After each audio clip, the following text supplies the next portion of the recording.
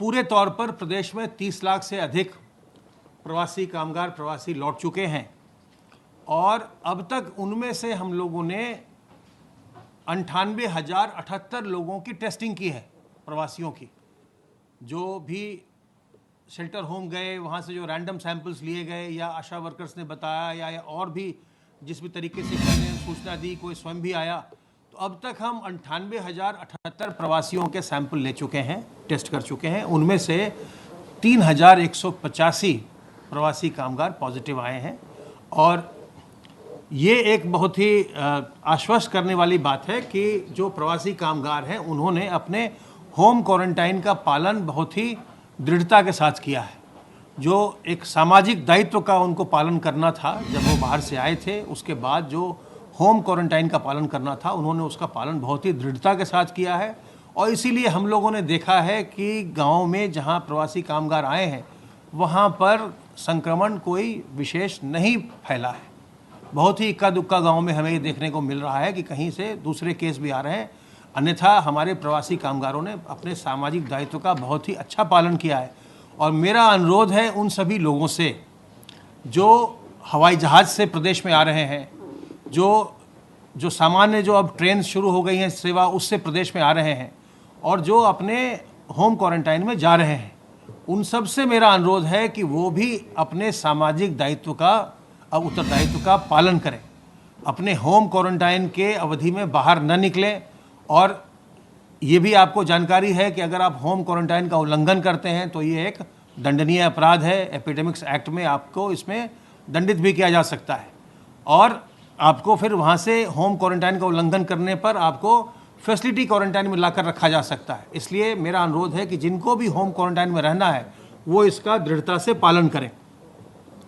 Surveillance की गतिविधि लगातार चल रही है और अब तक हम 16,367 इलाकों में सर्वेलेंस का कार्य कर चुके, जिसमें से 4,996 हॉटस्पॉट के इलाके हैं और 11,371 नॉन हॉटस्पॉट के इलाके हैं। इनमें 1,14,109 टीम दिवस के माध्यम से 87,04,395 घरों को हाउस होल्ड्स को सर्वेक्षण में लिया गया है, सर्वेलेंस में लिया गया है और इसमें 4,43,27,719 लोग रहते हैं जिनका कि सर्वेलेंस किया गया है।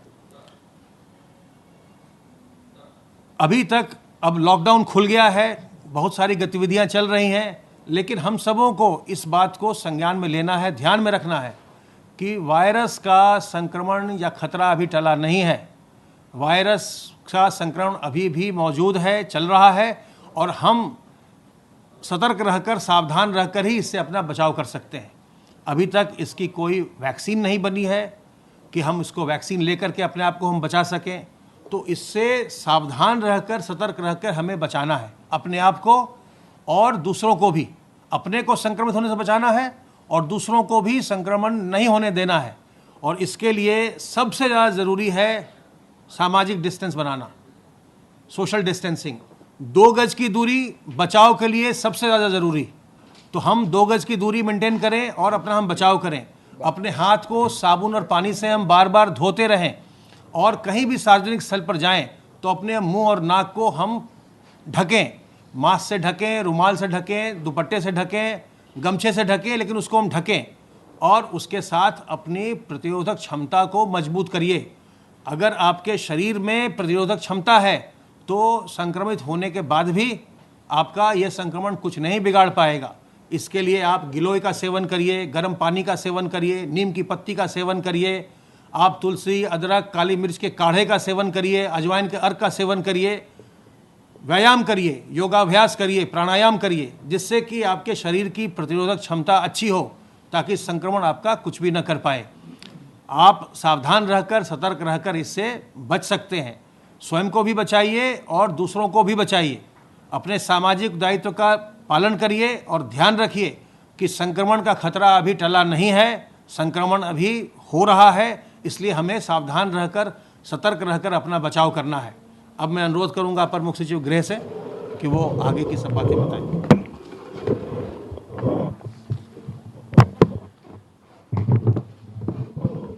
माननीय मुख्यमंत्री जी ने आज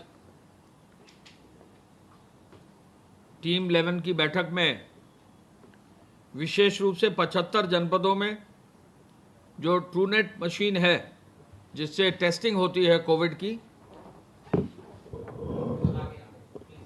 उसको इस संदर्भ में आज बैठक आयोजित की। 75 जनपदों में चिकित्सा विभाग द्वारा विभिन्न अस्पतालों में, विभिन्न मेडिकल कॉलेजेस में सिंगल स्लॉट, डबल स्लॉट और 4 स्लॉट की मशीनें उपलब्ध कराई हैं। और आपको मालूम है कि ये मशीनें खुद राज्य सरकार का जो सरकारी जहाज़ है, ये आज भी एक गोवा से लेकर जो है इन मशीनों को आया है। और विशेष रूप से माननीय मुख्यमंत्री जी ने जहाज़ भेजा कि कई दिन लग जाते हैं रोड से आने में, और तत्काल 15 तक हर हालत में चूँकि इनको इम्प्लीमेंट करना है, तो आज ही सुबह सरकारी जहाज़ गोवा गया है और गोवा से वापस लेकर आया है। इन मशीनों में टेस्टिंग का परिणाम जो आता है उसका फ़ायदा ये होता है कि निजी अस्पतालों में और सरकारी अस्पतालों में जहां इमरजेंसी हो रही है, तत्काल ये पता लग जाता है कि फला मरीज कोविड से ग्रसित है या नहीं है। अगर नहीं है तो ये कंफर्म हो जाता है, अगर है तो फिर आगे के टेस्ट जो रूटीन के हैं वो किए जाते हैं। तो इन मशीनों का विशेष लाभ हमारे प्रदेश में लिया जा रहा है। मुख्यमंत्री जी ने नॉन कोविड अस्पतालों में और दुरुस्त करने के लिए व्यवस्था और चिकित्सा संस्थानों की व्यवस्था दुरुस्त करने के लिए ये निर्देश दिया है कि माननीय मंत्रीगण यानी चिकित्सा शिक्षा मंत्रीगण और चिकित्सा मंत्री जी से निवेदन किया है कि वो संवाद सभी अस्पतालों से बनाकर रखेंगे, जिससे ये जानकारी होती रहे कि इन अस्पतालों में किस प्रकार की व्यवस्था है और कैसे उसको हम और बेहतर कर सकते हैं। इमरजेंसी की मरीजों को संख्या में बढ़ाया जाए, इमरजेंसी में नियमित रूप से इमरजेंसी की जाए, किसी को भी किसी अस्पताल में वेट ना करना पड़े और किन्हीं अस्पताल में मना न हो पाए, ये व्यवस्था देखने का निर्देश मुख्यमंत्री जी ने संबंधित प्रमुख सचिव गण को भी दिया है, जिससे कि किसी भी मरीज को कोई दिक्कत ना आए। माननीय मुख्यमंत्री जी ने इस बात पर भी विशेष बल दिया है कि जो मृत्यु दर अभी है इसको और कम किया जाए। हालांकि उत्तर प्रदेश की जो मृत्यु दर है वो पूरे देश में काफ़ी कम है, जनसंख्या की दृष्टि से, संख्या की दृष्टि से भी कम है। फिर भी कोशिश ये होनी चाहिए कि जो भी मरीज़ हो, जरा भी उसको लक्षण मिल जाए, तुरंत उसको अस्पताल ले जाकर उसका इलाज शुरू करना चाहिए, जिससे कि समय रहते इलाज हो जाए। तो इसके लिए उन्होंने कहा है कि जो भी डॉक्टर हैं वो समय समय पर अस्पताल में राउंड भी लेते रहें, 2 बार कम से कम राउंड लें और निरंतर मरीजों की मॉनिटरिंग भी करें। सफाई व्यवस्था, प्रॉपर समय पर दवा, शुद्ध और सुपाच्य भोजन और पीने का गुनगुना पानी, ये अस्पतालों में अच्छी व्यवस्था होनी चाहिए। मुख्यमंत्री जी ने कामगारों और श्रमिकों को रोजगार दिलाने के लिए आगामी 6 माह की अवधि में यह निर्देश दिया है सभी अधिकारियों को 10 लाख से अधिक प्रथम चरण में अवसर दिलाने की एक कार्ययोजना तैयार की जाए। मुख्यमंत्री जी ने मंडी को भी आगे विकसित करके एयरपोर्ट के हब के रूप में, यानी मंडियों से जो पेरिशेबल आइटम्स हैं, आम है, बाकी चीज़ें हैं, वो विदेशों में भेजी जा सकें, ये निर्देश उन्होंने दिया है। पुलिस बल के संक्रमण पर विशेष रूप से प्रयास गृह विभाग की तरफ से डीजीपी और डीजीपी मुख्यालय को धनराशि भी दी गई है पुलिस प्रोटेक्शन के लिए। फिर भी डीजीपी महोदय द्वारा विशेष रूप से पूरे प्रदेश में सभी अधिकारियों को निर्देश दिया है कि जो भी पुलिस पर्सनल जहाँ भी लगे हैं, चाहे वो रेगुलर पुलिस के हों, पीएसी के हों, चाहे वो रेलवे की पुलिस हो, सभी में प्रॉपर इक्विपमेंट लेकर, ग्लव्स, मास्क लेकर, आवश्यकता पड़ने पर पीपीई लेकर जो है वो कहीं ना कहीं अपने को प्रोटेक्ट करें। पुलिस के इन्फेक्शन को काफ़ी प्रदेश में सीमित रखा गया है और काफ़ी मात्रा में, काफ़ी संख्या में जो हमारे पुलिस बल है वो ठीक भी हो गए हैं। जेल के संक्रमण के लिए भी मुख्यमंत्री जी ने निर्देशित किया है, और आपको मालूम है कि हमारे यहाँ जो भी जेल में दाखिल होता है वो पहले अस्थाई जेल में जाता है, उसकी टेस्टिंग हो जाती तभी वो स्थायी जेल में जाता है। तो ये निर्देश उन्होंने दिया है कि जेलों में ये दोहरी व्यवस्था जरूर रहे, जिससे एकदम से कोई भी व्यक्ति, संक्रमित व्यक्ति जेल में सीधे ना पहुंचने पाए। मुख्यमंत्री जी ने पब्लिक एड्रेस सिस्टम को और मजबूत करते हुए जनपदों में पब्लिक प्लेसेस में लोगों को चीज़ों से आगाह करने के लिए, कोरोना से बचने के लिए जो है हर हालत में पब्लिक एड्रेस सिस्टम को लागू कर लोगों को सुनवाई देना चाहिए, उनको जो है अपील करनी चाहिए कि वो किसी न किसी रूप में इस बीमारी से बचें। कंटेनमेंट जोन में कोई भी कर्मी वहाँ से आगे पीछे ना हो, वहाँ से बाहर ना आए, ये निर्देश पहले ही थे। इन निर्देशों का भी पालन करने का मुख्यमंत्री जी ने आदेश दिया है। कल आपको संज्ञान में है कि प्रदेश की कैबिनेट ने माननीय मुख्यमंत्री जी की अध्यक्षता में नया अधिनियम गोवध निवारण संशोधन अधिनियम 2020 पारित किया है। गोवध निवारण अधिनियम में और अधिक सुदृढ़ किया है, संगठित रूप से जो है इसको प्रभावी किया गया है, जिससे कि गोवध निवारण संशोधन अध्यादेश लागू किया जा सके। इस आदेश में, इस अधिनियम में नया जो अध्यादेश लाना है उसमें मैक्सिमम जो पनिशमेंट है वो 10 साल तक कर दी गई है, पहले 7 साल तक की ही थी। मैक्सिमम जो दंड है 5 लाख रुपए तक बढ़ाकर कर दिया गया है। इसमें यह भी व्यवस्था की गई है कि यदि किसी गौ संपदा को हानि पहुंचाई जाती है तो उस पर भी कार्रवाई की जा सकती है। इसमें ये प्रोविज़न किया गया है कि यदि कोई वाहन गलत इस्तेमाल होता है तो उसको जब्त किया जा सकता है। निर्देश माननीय मुख्यमंत्री जी ने दिए हैं कि जो भी गौवध से जुड़े हुए व्यक्ति हैं जिनके विरुद्ध मुकदमा दर्ज किया जाता है, उन पर निश्चय ही जहां भी एक से अधिक मुकदमे हैं और गैंगस्टर एक्ट के परिधि के विधिन आता है तो उन पर जो है और गंभीर कार्रवाई करते हुए उनकी संपत्ति भी जब्त की जाए, क्योंकि इस तरह की प्रवृत्ति से प्रदेश को जो है किसी भी रूप में जीरो टॉलरेंस अपनाते हुए इन सब चीज़ों को दूर करना है। हमारा प्रदेश कृषि प्रधान प्रदेश है, ऐसे में इस अधिनियम को और मजबूत करने की आवश्यकता महसूस की गई थी। कल कैबिनेट ने माननीय मुख्यमंत्री जी की अध्यक्षता में ये निर्णय लिया है और जल्दी ही ये अध्यादेश प्रदेश में लागू होगा।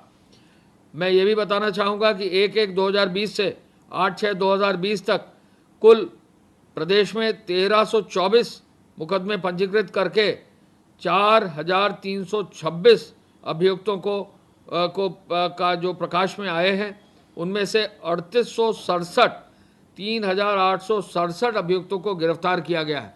एक अभियान चलाकर पुलिस ने जो है ये कार्रवाई की गई है और इन मामलों में 867 मामलों में चार्जशीट भी अब दाखिल कर दी गई है और 44 मामले में गौवध अधिनियम के मामलों में जो है एनएसए की कार्रवाई भी की गई है। गैंगस्टर के अंतर्गत 2197 मामलों में कार्रवाई की गई है और गुंडा एक्ट के अंतर्गत 1823 मामलों में कार्रवाई की गई है और 421 मामलों में हिस्ट्री शीट भी खोली गई है। गौवध अधिनियम के अंतर्गत बहुत सख्त कार्रवाई प्रदेश में चल रही है और इस पर हर हालत में कोई भी जीरो टॉलरेंस रखते हुए किसी भी ऐसे अपराधी के विरुद्ध कोई रियायत नहीं बरती जाएगी। हम ये भी आपको बताना चाहेंगे कि अभी तक प्रदेश में गृह विभाग द्वारा जो सूचना संकलित की है पुलिस के माध्यम से 63,810 एफआईआर दर्ज कर दी गई हैं, 53,671 वाहन सीज कर दिए गए हैं, 27 करोड़ 48 लाख रुपया जमा कर दिया गया है, 2,92,860 वाहनों को आवश्यक सेवाओं के लिए परमिट जारी कर दिया गया है, 692 एफआईआर दर्ज कर दी गई हैं, 323 लोग एफआईआर जमाखोरी या कालाबाजारी में गिरफ्तार किए गए हैं। फेक न्यूज़ पर 1418 मामले आए हैं, जिनमें जो है कल 3 ट्विटर के, 5 फेसबुक के और 2 टिकटॉक के मामले आए हैं। हर हालत में हॉटस्पॉट्स पर पूरी व्यवस्था बनाए रखने के लिए, सप्लाई व्यवस्था बनाए रखने के लिए निर्देश दिए गए हैं। हॉटस्पॉट्स की संख्या अब 2060 हो गई है, जिसमें 768 थाने हैं, 9,91,000 मकान हैं और 56,64,000 लोग इनमें लॉकडाउन के अंतर्गत कंटेनमेंट जोन में हैं।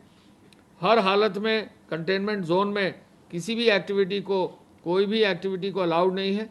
केवल स्वास्थ्य की एक्टिविटी, सुरक्षा की एक्टिविटी, सप्लाई की एक्टिविटी और सफाई की एक्टिविटी वहाँ अलाउ की गई है।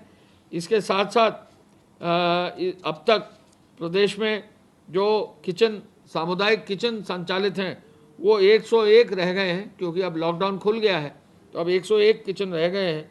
और अभी भी 5,896 क्रय केंद्र गेहूं के कार्यरत हैं और कुल अब तक 371.43 लाख क्विंटल गेहूं की खरीद हुई है, जिसमें से 82.60 लाख मंडी में और 288.83 लाख क्विंटल गेहूं न्यूनतम समर्थन मूल्य पर क्रय किया गया है। अब तक 33,60,000 लोगों को 1,000 रुपये तक बांटा गया है, जिसमें 335.99 करोड़ रुपए की धनराशि बांट दी गई है। राजस्व विभाग के माध्यम से यदि कोई भी श्रमिक ऐसा है, कोई भी कामगार हमारे प्रदेश में है, हम अपील करना चाहेंगे कि जन सुनवाई पोर्टल पर अथवा राजस्व विभाग के 1070 के हेल्पलाइन पर कोई भी व्यक्ति अगर प्रदेश से बाहर जाना चाहता है फ़ोन कर सकता है, जिससे कि उनका समाधान हम कर सकें।